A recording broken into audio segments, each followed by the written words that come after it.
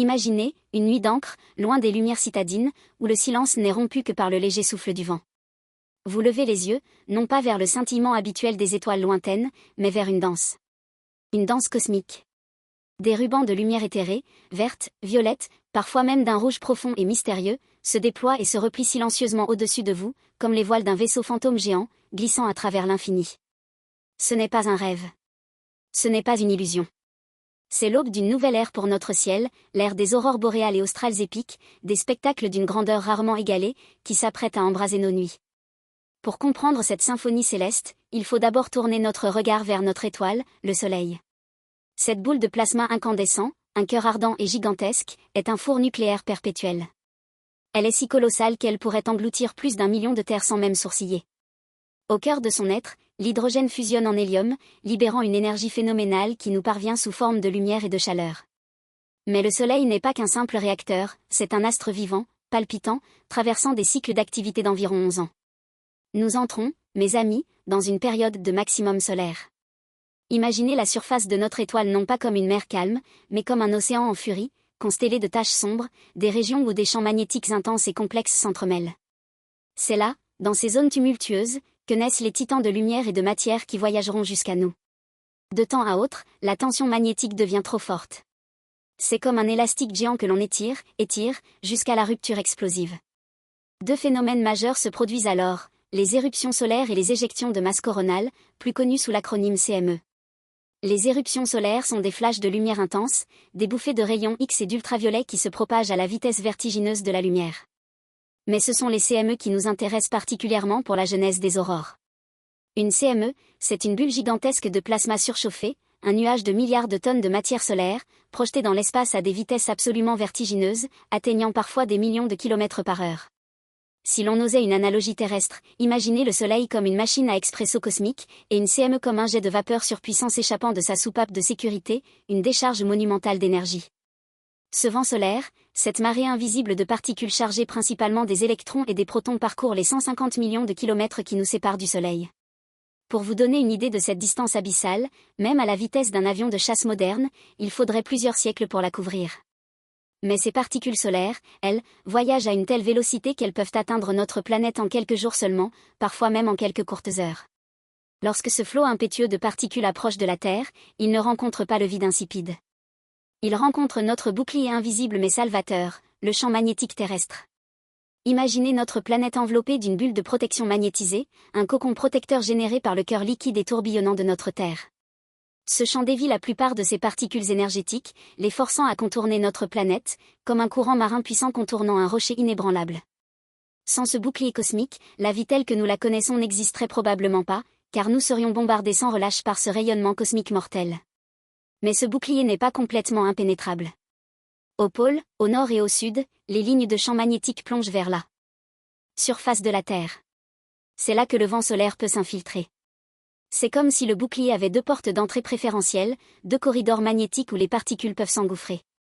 Les particules solaires s'y engagent alors, accélérant leur descente vers notre atmosphère. Et c'est là, dans cette rencontre ultime, que la magie opère. Notre atmosphère est un mélange délicat de gaz, azote, oxygène, et en plus faible quantité, d'autres éléments. Lorsque ces particules solaires hyperénergétiques entrent en collision avec les atomes et les molécules de ces gaz, elles leur transfèrent de l'énergie. Les atomes sont excités, un peu comme une ampoule qui s'allume subitement sous l'effet d'un courant électrique. Mais cette excitation est éphémère. Très vite, les atomes retombent dans leur état d'énergie initial, et en faisant cela, ils émettent de la lumière. C'est cette lumière, captivante et éphémère, que nous voyons. Chaque gaz émet sa propre couleur, sa signature spectrale unique. L'oxygène à très haute altitude nous donne le rouge profond et rare. L'oxygène à des altitudes plus basses est responsable des verts vibrants et dansants. L'azote peut produire des teintes violettes et bleues. C'est une symphonie de couleurs, un ballet d'énergie transformée en lumière, joué sur la toile immense de notre ciel. Ces danses célestes, bien que régulières aux latitudes extrêmes, deviennent de véritables événements cosmiques lorsqu'elles se manifestent plus au sud pour l'hémisphère boréal, ou plus au nord pour l'hémisphère austral, là où elles ne sont pas attendues. Des aurores suffisamment intenses pour illuminer des cieux à des latitudes plus tempérées sont des merveilles d'une rareté exquise, de véritables cadeaux du cosmos. Elles ne se produisent pas par hasard. Il faut une conjonction de facteurs presque parfaits, Une tempête solaire d'une puissance colossale, directement dirigée vers notre planète, comme une flèche tirée par un archer céleste avec une précision divine. Et un détail crucial, le champ magnétique interplanétaire, le fameux IMF, doit être orienté de manière spécifique, s'opposant au nôtre pour permettre une meilleure connexion et une infiltration plus profonde des particules. Le pic du cycle solaire actuel augmente considérablement nos chances d'assister à de tels événements hors normes, des spectacles que nos ancêtres n'ont pu que graver dans leurs mythes et légendes, sans en comprendre la sublime mécanique. Alors, comment devenir un témoin privilégié de ces voiles de lumière?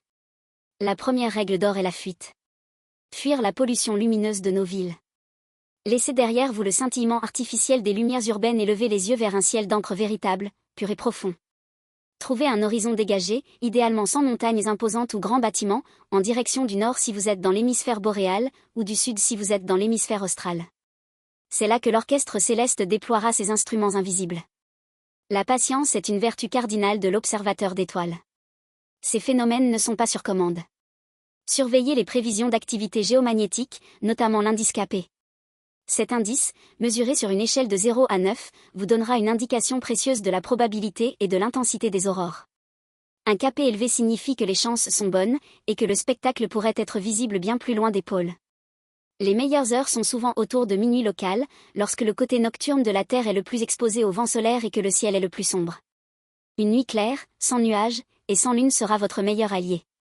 Laissez vos yeux s'adapter à l'obscurité pendant au moins 20 minutes, c'est essentiel pour percevoir les subtiles nuances de lumière que les capteurs de vos yeux, les bâtonnets, sont capables de révéler. Et puis, il y a le fait étonnant, la cerise sur le gâteau de cette danse cosmique. Si la tempête solaire est d'une intensité rare et exceptionnelle, vous pourriez être témoin de l'apparition de teintes rouges profondes, les rayons rouges de haute altitude. C'est un spectacle à couper le souffle, presque irréel, comme une blessure lumineuse dans le cosmos. Ces couleurs, souvent perçues comme plus éthérées, plus diffuses, sont le fruit de l'excitation de l'oxygène atomique à des altitudes bien plus élevées, au-delà de 200 km, là où l'atmosphère est déjà ténue et où les collisions sont moins fréquentes. Elles contrastent magnifiquement avec les verts plus courants, vifs et dansants, que l'on voit plus bas dans l'atmosphère, à environ 100 à 150 km d'altitude, là où l'oxygène moléculaire et l'azote sont plus denses. Ces rouges sont les échos les plus lointains du soleil, les murmures les plus subtils de sa fureur, peignant le bord de l'espace d'une couleur digne des plus grands tableaux célestes. Mais ces tempêtes solaires ne sont pas que des génératrices d'aurores magnifiques. Elles nous rappellent aussi notre place, fragile, au cœur de ce ballet cosmique. L'histoire a gravé le souvenir d'une tempête d'une intensité inouïe, l'événement de Carrington, survenu en septembre 1859. À cette époque, l'humanité ne dépendait pas encore de l'électricité comme aujourd'hui. Pourtant, ce fut un choc. Des aurores boréales et australes, d'une brillance spectaculaire, furent visibles jusqu'à des latitudes incroyablement basses, illuminant les cieux de Cuba et de Rome, même au-dessus des Caraïbes. Les mineurs se réveillaient en pleine nuit, pensant que le jour s'était levé par erreur. Les lignes télégraphiques, la technologie de pointe de l'époque, furent mises hors service, leurs opérateurs recevant des chocs électriques, et des pylônes en bois prirent feu. Des étincelles jaillissaient des fils, et certains télégraphistes purent même envoyer des messages alors que leur batterie était débranchée, alimentée par l'énergie céleste elle-même. Imaginez une telle tempête aujourd'hui, à l'ère de notre interconnexion numérique, de nos réseaux électriques tentaculaires et de nos satellites en orbite, absolument cruciaux pour nos communications et notre navigation. Ce serait un événement cataclysmique, paralysant potentiellement nos infrastructures, plongeant des continents entiers dans l'obscurité, coupant les communications, les GPS, et bien d'autres systèmes sur lesquels nous nous reposons aveuglément. Cela nous rappelle avec une humilité saisissante la puissance brute de notre étoile, un astre à la fois nourricier et potentiellement redoutable. C'est le battement de cœur de notre univers local, nous rappelant que nous sommes de minuscules observateurs sur un grain de poussière cosmique, suspendus au gré de ces caprices gigantesques. Chaque aurore est un écho de cette puissance, une signature lumineuse de l'interaction constante entre le gigantisme solaire et la fragilité protectrice de notre petite planète bleue. Alors, la prochaine fois que vous entendrez parler d'une alerte aux aurores, rappelez-vous que vous n'êtes pas seulement en train d'observer un phénomène météorologique d'altitude, mais que vous êtes les témoins privilégiés d'une conversation entre le Soleil et la Terre. C'est une danse silencieuse de particules et de champs magnétiques, une poésie cosmique écrite en lumière, une célébration de l'énergie et de la beauté. C'est l'univers qui nous parle, nous invitant à lever les yeux, à nous émerveiller, et à nous souvenir de la beauté complexe et infinie qui nous entoure. C'est un rappel puissant que, malgré nos soucis terrestres, nous faisons partie d'un tableau bien plus grand, vibrant d'énergies insoupçonnées, émanant des profondeurs de l'espace. Ces aurores épiques ne sont pas seulement un spectacle pour les yeux, elles sont une invitation à la contemplation, à la connexion avec l'immensité et la puissance de la nature.